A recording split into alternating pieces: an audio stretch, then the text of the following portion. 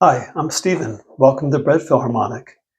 This is the Bread Question Series, so feel free to submit your bread questions via email or in the comment section below, and I'll be happy to help solve your bread problems. So let's begin. Today's question comes from Brian in Boise, Idaho. He writes, I never feel confident knowing when to stop bulk fermentation and begin divide and shape.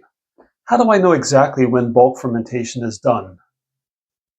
I'm fairly certain if you ask 10 bakers this question, you'll get 10 different answers. I'm fairly certain also many of you feel the same way as Brian. There's a sense of ambiguity in bulk fermentation. Should I divide and shape now or wait 30 minutes? Strictly following a set period of time also has pitfalls. Changes in temperature and relative humidity can affect the rate of fermentation.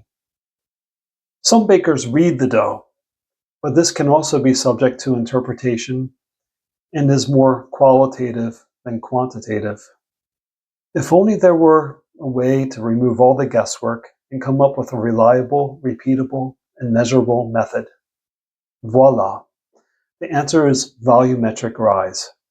This means measuring how much the dough rises in the vessel. So next, we have to decide what is the target volumetric rise at the end of bulk fermentation. First, let's think of fermentation on a scale of 0 to 100, where at 0 the dough has accumulated no gas at all, and at 100 the dough has maximum gas, is overproofed, and is on the verge of collapse. After the proofing stage, the loaves benefit having some energy left in them to rise and fully express themselves in the oven. So we'll want to aim for 80% degree of proof before the oven.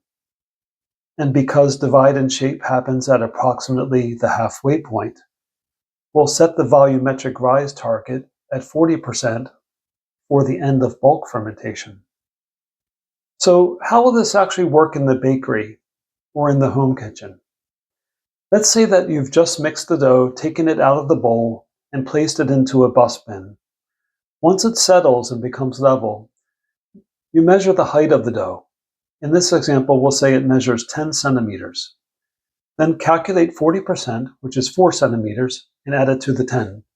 This means when the dough reaches the 14 centimeter mark that it's risen 40% and bulk fermentation is complete.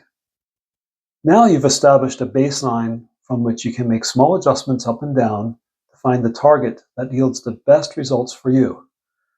I hope you enjoyed today's video. If you found this video helpful, please give it a thumbs up and subscribe to Bread Philharmonic.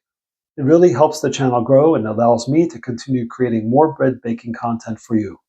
Remember, great bread is not an accident, it's the result of understanding the craft. Until next time.